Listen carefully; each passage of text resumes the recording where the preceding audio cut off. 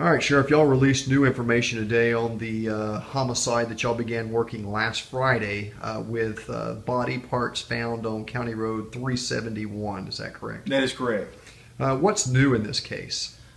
Several things. If you remember, Kenneth, last Friday when we did the first press release, we said at that time there'd probably be at least 3 scenes. Well, we were close. There's going to be 4 scenes, it looks like.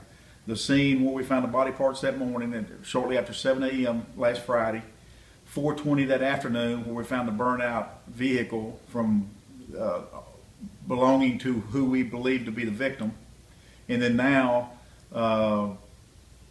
we confirmed Monday morning, or excuse me, yesterday morning, that there was a body found in Cross Lake off of I-220 in Shreveport, which now we have tentatively confirmed. We don't have positive identification yet. That's pending DNA, dental records, or fingerprints. But we have every reason to believe that is the victim we're looking for. That was found in Cross Lake shortly after 11 a.m. Saturday morning. We first contacted Shreveport PD Sunday. At that time, they told us they believed that to be a victim of a propeller from a boat. A boating accident. A boating accident. But we later confirmed that trauma to that victim and who we believe that victim to be is indicative that the evidence we recovered Friday morning and the vehicle is very consistent. All 3 of those scenes are consistent, and we're pretty positive it's going to be the victim we're looking for. Okay, we have some serious questions in this whole case as far as, your regular typical homicide. You have the homicide, and a lot of people just leave the body where it's at, and they panic. And you have all kinds of homicides. This is one of those that we refer to commonly, and I know you heard the term, is whodunit. Right. Who's the one that did this? Who do you have here first as the victim? And I'll tell you, in any homicide scene like this, the first thing you have to do is identify the victim, find out the victim's whereabouts over the past 24 hours before you can go forward with a homicide investigation. So that's why it was so critical for us to have found the body. Even though it was in Louisiana, it's critical for us to have found the body. Now, how did y'all come about that information that there was a body in Cross Lake?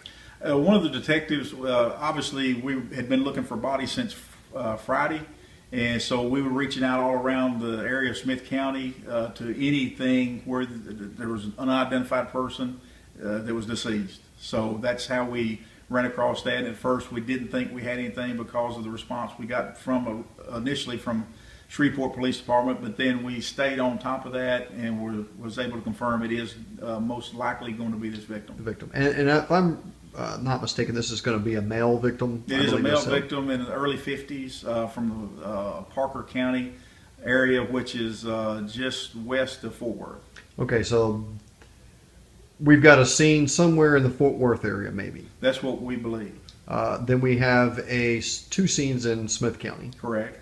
And then we have now a scene in Shreveport. Right, and then we have not necessarily a scene, but another entity, law enforcement entity that plays a part would be where the residence of the victim is in Parker County. Okay, so this is scattered out. Exactly, and it's very important on a homicide investigation such as this for the law enforcement entities to work closely together. We brought on board early on, first Parker County Sheriff's Office, then Fort Worth Police Department. We got the Texas Rangers involved mostly because we had multi-jurisdictions, and that's good, especially if we're collecting evidence. It has a center collection point for that evidence. Even though we're maintaining the evidence from our scenes here, we're able to coordinate all that evidence from the other locations. And usually the Rangers have people stationed in different areas who know the law enforcement players that we need to be in contact with in those entities. And it's going to take a concerted effort between Parker County, Fort Worth PD Homicide, Smith County Sheriff's Office, and now Caddo Parish Coroner's Office and Shreveport Police Department to bring this case to successful completion. So who gets the case? Well, it's still unknown at this time. This won't be one of those cases where once the perpetrators are located and they go to trial, it's going to be one of those cases where you're going to see the witness list where you're most likely going to have law enforcement officers from each entity that's going to have to put the evidence together in this case. As far as prosecution on this case, where would you think it would come out of? It is going to be more likely Parker County, or the prosecution in this case is going to be there's a nexus, sometimes where the body was located, but really you need to show where the body was, where the person was killed, and that still remains to be determined. But wherever that we can identify, again, we've got another scene we're looking for, which would be the initial location where the homicide took place, which we have reason to believe that it's most likely, we're not sure, but most likely in the Fort Worth, southeastern part of Fort Worth. But again, we're working closely with Fort Worth Homicide, Parker County, and Shreveport authorities. We're not ruling out anything. Right. We're not ruling out the fact that it could have happened here. Happened in Tyler, right? But we're still void that scene where the initial homicide took place. Okay, what can you tell us? I mean, I know we can't talk about, specifics of the victim's name or anything like that, but what have we found out about the victim? Have we found out that if this victim had a record? Did he have something The victim does not have a record, no criminal record whatsoever from the victim, which is making it difficult for fingerprints. We're looking for dental records at this time, and we're also collecting DNA from relatives of the victim to match the DNA. But like I say, there is no criminal record whatsoever that we can find on the victim. Okay, so nothing showing that he had any type of dealings with anybody that he's been arrested for that might cause him to meet up with this type of that would be correct. Death. I guess this is this unusual to have? You've got somebody that if they did commit a murder in Fort Worth, they take the body, and I could only assume, you said you had 95% of the body was missing last week, I think is what you said. Really, probably, in all likelihood, probably only about 3% is what we had. Right. So I would assume, since you didn't have any limbs, you didn't have anything to do with the body, I'm thinking organs. And I know you said you didn't want to talk about that last week, but now that you've got a body. I will tell you this, there was some head trauma to the victim. Okay. And that's about all, as far as I can go with that. Okay, so you had some stuff here in this county that showed that there was a problem. Now, you've got the initial murder scene. You've got a scene where they burned the truck, and that was actually probably much later than when you found the body. It was just short of 12 hours, and our timeline that we have is pretty close timeline.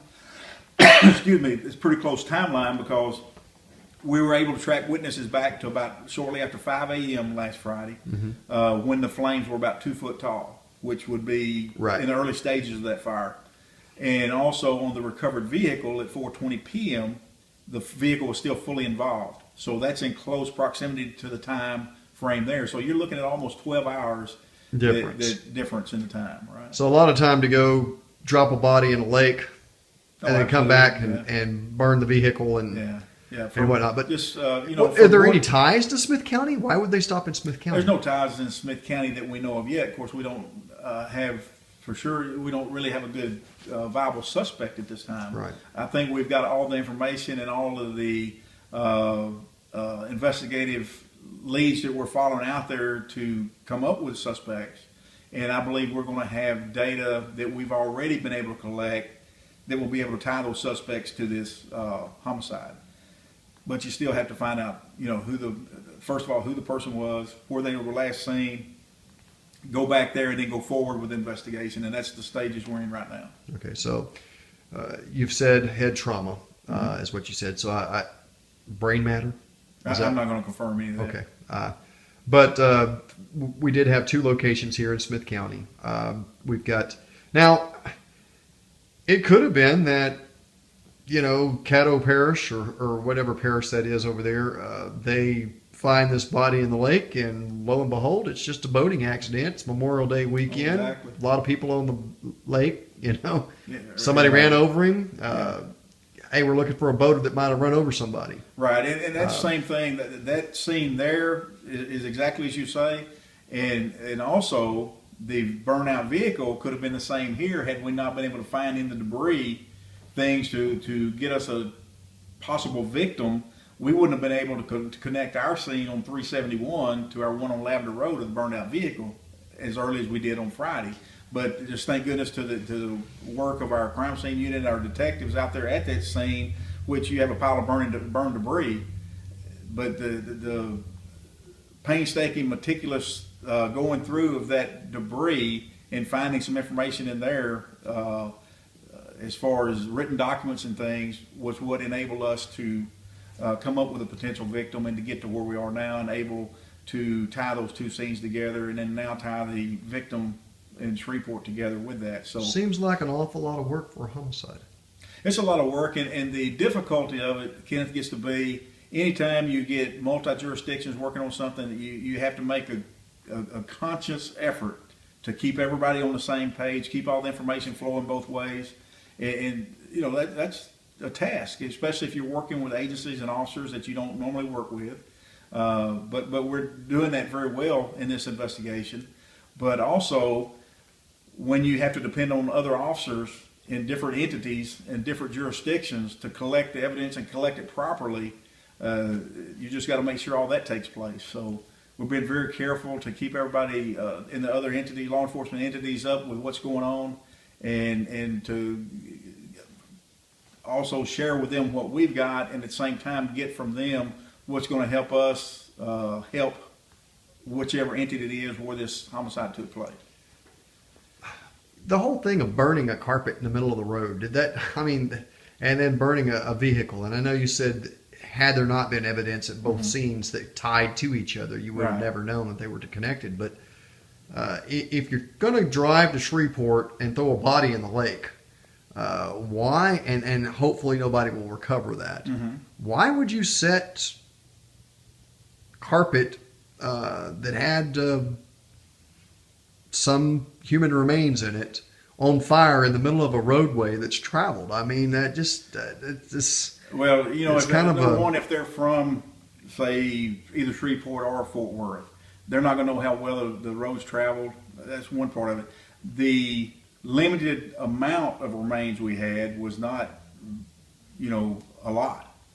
So we knew early on, we knew Friday morning from when we saw what we had within that debris, including the body parts as well as other things that I can't go into. It tells us a lot. It tells a story about where this probably took place, and we're believing it took place in the area of a bedroom, bathroom of a residential structure. And without going into detail what that is, we have every reason to believe that. The carpet was cut up. It wasn't pulled up. It was cut up, which is very indicative. We worked homicide scenes like this before to cover up a homicide or to clean up after one, which is what we recognize this debris as Friday morning early on. It is just the cover up or hiding secretion of a homicide scene. Right. I just wonder why they just didn't throw it on the side of the road.